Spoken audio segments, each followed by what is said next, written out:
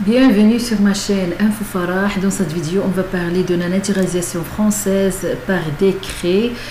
Tous les renseignements nécessaires sont sur le site du service public français, vérifié le 28 février 2023 par la direction de l'information légale et administrative. Donc, si vous êtes étranger, vous voulez avoir la nationalité française, la naturalisation par décret est une procédure d'acquisition de la nationalité française. Donc, dans cet article, il vous explique toutes les conditions à remplir et les étapes pour faire la demande. Donc, de façon générale, il faut vérifier d'abord les conditions à remplir. Donc, il y a une vidéo qui vous explique les conditions à remplir pour obtenir la nationalité française par naturalisation sur le site du service public français. Mais il faut savoir, si vous ne remplissez pas toutes les conditions, vous pouvez aussi demander la nationalité française par une autre procédure. Donc, pour demander la nationalité française par naturalisation, donc la naturalisation française par décret, les conditions à remplir, donc vous devez être majeur. Vous pouvez aussi déposer votre demande dès l'âge de 17 ans. Si votre demande est acceptée, vous obtiendrez la naturalisation à partir de vos 18 ans. La naturalisation peut être accordée à un enfant mineur resté étranger, bien que l'un de ses parents soit devenu français. Toutefois, l'enfant doit avoir résidé en France avec ce parent durant les 5 années avant le dépôt de la demande de naturalisation. Pour le lieu de résidence, vous devez résider en France au moment de la signature du décret, ça veut dire la décision de naturalisation. Cela signifie que vous devez avoir en France le centre de vos intérêts matériels, notamment professionnels, et de vos liens familiaux. Si vous résidez en France, mais que votre époux, bien épouse ou bien vos enfants résident à l'étranger, la nationalité française peut vous être refusée. La durée minimale de résidence en France, une durée minimale de 5 ans de résidence en France est exigée. Toutefois, il y a des exceptions, donc aucune durée minimale de résidence en France est exigée si vous êtes dans l'une des situations suivantes. Vous avez le statut de réfugié, vous venez d'un pays francophone, c'est-à-dire un pays francophone comme la Belgique, Bénin, Burkina Faso, Burundi, Cameroun, Canada, République centrafricaine, le Comore, la République de Congo, Congo-Brazzaville et la République démocratique du Congo, c'est-à-dire Congo-Kinshasa. Bien, vous venez de Côte d'Ivoire, Djibouti, Gabon, Guinée, Guinée équatoriale, Haïti, Luxembourg, Madagascar, Mali, Monaco, Niger, Rwanda, Sénégal, Seychelles, Suisse, Tchad, Togo, Vanuatu, et c'est tout ça, et sont considérés comme des pays francophones. Donc, si vous venez d'un pays francophone et vous parlez le français, car c'est votre langue maternelle, ou bien si vous avez le statut de réfugié, ou bien vous venez d'un pays francophone et avez été scolarisé 5 ans ou plus dans un établissement enseignant en langue française, ou bien vous avez fait votre service militaire dans l'armée française, ou bien si vous êtes engagé dans l'armée française ou une armée alliée en temps de guerre, ou bien si vous avez rendu des services exceptionnels en France. Dans ce cas, il n'y a aucune durée minimale de résidence en France pour demander la nationalité française par naturalisation par décret. Donc, ou bien il faut suffire seulement une durée minimale de 2 ans de résidence en France et exigé si vous êtes dans l'une des situations suivantes. Vous avez obtenu un diplôme dans un établissement d'enseignement supérieur français après 2 ans d'études, ou bien si vous pouvez rendre ou avez rendu des services importants à la France compte tenu de vos capacités et talents, ou bien si vous avez accompli un parcours exceptionnel d'intégration, c'est-à-dire activité ou action accomplie dans le domaine civique, scientifique, économique, culturel ou sportif. Pour la régularité du séjour en France, vous devez avoir un titre de séjour en cours de validité au moment du dépôt de votre demande. Toutefois, vous n'en avez pas besoin si vous êtes européen ou suisse. Vous ne devez pas avoir fait l'objet d'un arrêté d'expulsion ou d'une interdiction du territoire français toujours en vigueur. Il faut assimilation à la communauté française. Vous devez prouver votre assimilation à la communauté française, notamment de la manière suivante. Vous devez être d'accord avec les principes et valeurs essentielles de la République française. Vous devez avoir des connaissances sur l'histoire, la culture et la société française. Le livret du citoyen indique les connaissances exigées. Vous pouvez télécharger ce livret ou le consulter à l'accueil des préfectures. Vous pouvez le télécharger sur le site du service public français. Pour toutes ces informations, je vais vous mettre le lien de cet article. Il faut aussi connaissance de la langue française. Vous devez justifier d'une connaissance suffisante de la langue française. Aussi, il faut une insertion professionnelle, c'est-à-dire l'insertion professionnelle est une condition essentielle de l'assimilation et de l'intégration en France.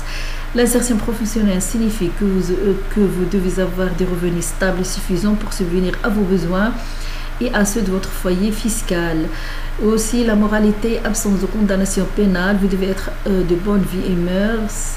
Cela signifie notamment que vous ne devez pas avoir été l'auteur des faits contraires à l'ordre public. Pour se renseigner sur le prix de la démarche, donc en cas général, la démarche coûte 55 €. Cette taxe se règle avec un timbre fiscal. Toutefois, si vous déposez votre dossier à l'étranger, le paiement se fait auprès du consulat. Pour faire le dossier de demande de naturalisation française, il y a un simulateur qui vous indique la liste personnalisée des documents à fournir. Mais de façon générale, il faut préparer les documents suivants. Il faut faire attention que si les deux membres d'un couple veulent déposer une demande de naturalisation, ils doivent constituer 2 dossiers. Donc il faut d'abord un timbre fiscal de 55 €, copie recto verso de votre titre de séjour en cours de validité, sauf si vous avez la nationalité suisse ou d'un État européen. Donc il faut aussi document officiel d'identité, soit passeport au titre de séjour. Il faut justificatif de votre état civil et de nationalité. Il faut justificatif de votre domicile, aussi justificatif de vos ressources et de vos impôts. Diplôme ou attestation justifiant votre niveau de connaissance de la langue française. Justificatif si vous vivez en couple. Justificatif si vous avez déjà été marié, divorce ou veuvage. Justificatif si vous avez des enfants à charge. Si vous êtes ancien combattant ou légionnaire, état des services, décoration et citation obtenue. Si vous vivez en France depuis moins de 10 ans, extrait original du casier judiciaire étranger ou document équivalent, il doit être délivré par une autorité compétente ou des pays dans lesquels vous avez vécu, ou à défaut du pays de votre nationalité. Ce document n'est pas exigé si vous êtes réfugié politique, apatride ou si vous êtes entré en France avant d'avoir 18 ans. Si vous avez une nationalité d'un pays non européen et que vous êtes allé dans l'espace Schengen à partir d'un État ne faisant pas partie de cet espace pour une durée inférieure à 3 mois au cours des 5 années précédant le dépôt de votre demande, fournissez votre passeport ou tout document équivalent, par exemple un visa Schengen, et ceux de vos enfants mineurs qui pourraient devenir français à leur majorité. Si vous le souhaitez, vous pouvez compléter en ligne votre demande avec des informations qui vous semblent avoir un intérêt particulier. Il faut toujours noter selon votre situation. D'autres documents peuvent vous être demandés. Donc, un récépissé vous est délivré lorsque vous avez fourni tous les documents demandés. Donc, un récépissé vous est délivré lorsque vous avez fourni tous les documents demandés. Il faut aussi savoir si le service instructeur peut classer sans suite votre demande. Donc le service instructeur peut vous demander de fournir des documents complémentaires ou de faire des formalités administratives qui sont nécessaires à l'examen de votre demande. Le service instructeur vous fixe un délai pour faire ces démarches. Si vous ne respectez pas le délai fixé, votre dossier peut être classé sans suite. Cela signifie qu'il n'est pas étudié. Le service instructeur vous notifie la décision de classement sans suite. La décision de classement sans suite indique les voies de délai de recours, donc il faut savoir ça. Pour la francisation de nom, de famille ou du prénom, pour faciliter votre intégration, vous pouvez demander la francisation de votre nom de famille et ou de vos prénoms lorsque vous demandez l'acquisition d'une nationalité française. Il y a des consignes sur le document à fournir, même si vous utilisez le téléservice pour envoyer votre dossier, vous devez préparer les originaux du document. Vous en aurez besoin lorsque vous serez convoqué en entretien.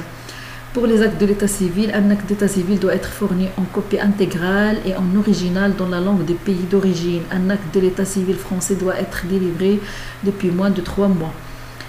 Pour le copie originale d'un document, vous pouvez fournir des copies de documents demandés à l'exception des actes de l'état civil. Vous devez toutefois pouvoir présenter les originaux des documents si nécessaire. Une copie d'un acte étranger doit être accompagnée si nécessaire d'une copie de la décision en exécution de laquelle il a été établi, rectifié ou modifié. Pour la traduction, vous devez joindre une traduction de chaque document rédigé en langue étrangère. Vous devez fournir l'original de la traduction. La traduction doit être faite par un traducteur inscrit sur la liste des experts agréés par les cours d'appel. La traduction n'est toutefois pas nécessaire pour un extrait plurilingue d'acte de naissance dans l'une des langues et le français. De plus, pour éviter d'avoir à traduire certains documents délivrés par un pays de l'Union européenne, un formulaire multilingue peut être joint. Consultez le site e-justice pour avoir des informations complémentaires. Pour légalisation apostille, certains documents établis à l'étranger doivent être légalisés apostillés pour être acceptés en France. Donc pour le Maroc, il faut être apostillé. Et pour d'autres États, il faut légaliser. Renseignez-vous auprès de l'ambassade ou au consulat du pays concerné. Donc, dans le cas général, vous pouvez envoyer votre demande en ligne. Le téléservice est accessible avec l'un des identifiants suivants. Vos identifiants France Connect ou votre numéro de visa d'entrée en France ou votre numéro de titre de séjour ou vos identifiants utilisés pour accéder au téléservice de demande d'un titre de séjour. À chaque étape de traitement de votre demande, vous recevez un mail à l'adresse électronique que vous avez indiquée. En cas de difficulté, vous pouvez bénéficier d'un accompagnement auprès de centres de contact citoyen de l'ANTS. Vous pouvez ainsi obtenir de l'aide auprès d'un point d'accueil numérique installé dans chaque préfecture et dans la plupart des sous-préfectures. Renseignez-vous auprès de votre préfecture pour savoir comment prendre rendez-vous. À noter, si vous ne parvenez pas à déposer votre demande via le téléservice, vous pouvez déposer votre demande par courrier auprès de la plateforme de naturalisation de votre domicile. Toutefois, vous devez fournir soit un mail du centre de contact citoyen de ANTS, soit un document de la préfecture ou de la sous-préfecture attestant de l'impossibilité de déposer votre demande en ligne. Ajoutez à votre dossier une enveloppe timbrée à votre adresse et une lettre suivie 500 grammes vierge. Il faut savoir aussi les usagers domiciliés à Saint-Barthélemy, Saint-Martin, Saint-Pierre et Miquelon dans les îles Wallis et Futuna, en Polynésie française et en Nouvelle-Calédonie ne peuvent pas utiliser le téléservice. Il faut aussi signaler le changement de situation après l'envoi de demande. Si votre situation change après la délivrance de récépissé, vous devez informer l'administration via votre espace personnel en ligne. Par exemple, naissance, mariage, déménagement, nouveau contrat de travail, joignez justificatif en format photographié ou numérisé. Un récépissé de l'envoi des documents vous sera notifié par mail sur votre espace personnel. Pour l'entretien, vous êtes convoqué à un entretien pour vérifier votre assimilation à la communauté française. Pour préparer cet entretien, vous pouvez télécharger le livret de citoyen. Vous devez apporter les originaux des documents nécessaires à l'examen de votre demande. À la fin de l'entretien, vous devez signer la charte des droits et devoirs du citoyen français. Il faut aussi noter, si vous ne présentez pas l'entretien sans raison légitime, votre demande peut être classée sans suite.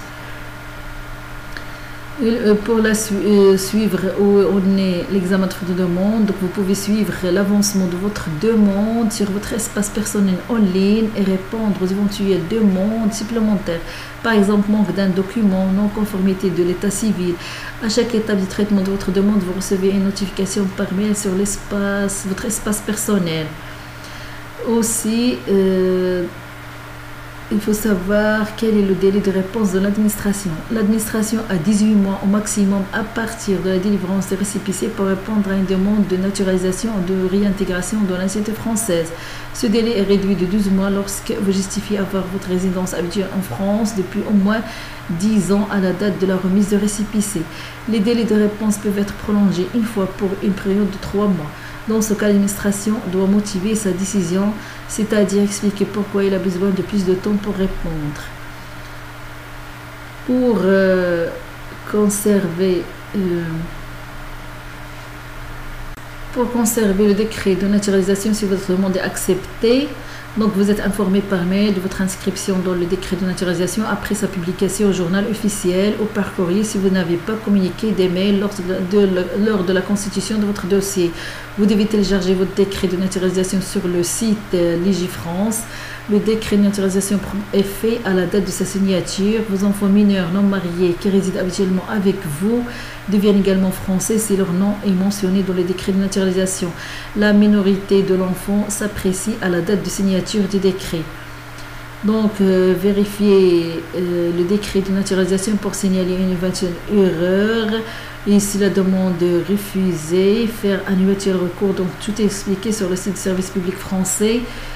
Sur l'article intitulé Naturalisation française par décret, je vais mettre le lien pour plus d'informations pour ceux qui sont intéressés de demander une nationalité française par naturalisation.